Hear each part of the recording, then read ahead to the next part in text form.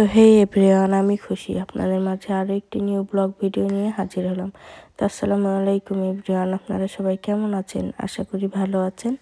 আমিও আল্লাহর রহমতে ভালো আছি। তো চলুন আপনাদের সঙ্গে শেয়ার করি ভাপা পিঠা কীভাবে করলাম। তো এই যে শীতের শুরুতে এখন সবার বাসায় বাসায় ভাপা পিঠা করার ধুম পড়ে গেছে। তো আমরাও অনেক দিন ধরে ভাবছিলাম যে পিঠা বানাবো, তো আর হয়ে ওঠে নাই। এদিকে লেবার, বাসার নানান রকমের কাজ, তো আর হয় নাই।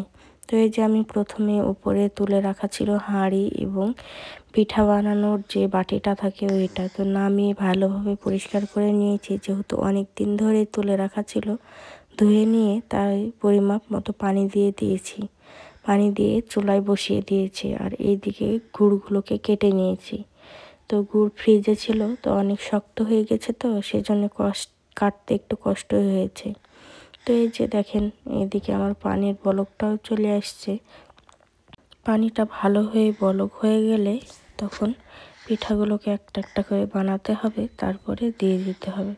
আর এদিকে আমার শাশুড়ি আটাটাকে ভালোভাবে মেখে নিচ্ছিল পানি দিয়ে মাখা হয়ে গেলে এইদিকে যে পিঠাটা বানিয়ে নিচ্ছিল। প্রথমে আটা দিয়েছে একটু, তারপরে দিয়েছে বেশ খানিকটা গুড়।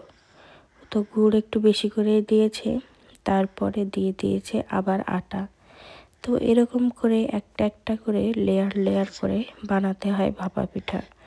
তো নারকেল দিলেও ভালো লাগে, কিন্তু নারকেলটা ছিল না, খেয়ে নেওয়া হয়েছে, সেই জন্যে আর দেওয়া হয়নি। তো নারকেল দিলে কিন্তু খুব মজা লাগে। তো এই যে দেখেন, দিয়ে দিয়েছে চুলার উপরে।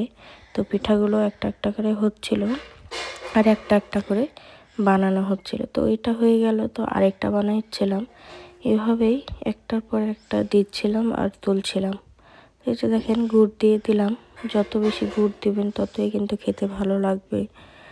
তো এখানে একটা একটা করে হচ্ছিল আর একটা একটা করে বানাচ্ছিলাম। এই যে আবারও আরেকটা দিয়ে দেওয়া হইলো চুলার উপরে। তো প্রথমের দিকে দুই একটা ভেঙে গেছিল, কিন্তু তারপরে ভালোভাবেই হচ্ছিল। তো পিঠাটা খেতে কিন্তু খুবই মজার এবং অসাধারণ হয়েছিল।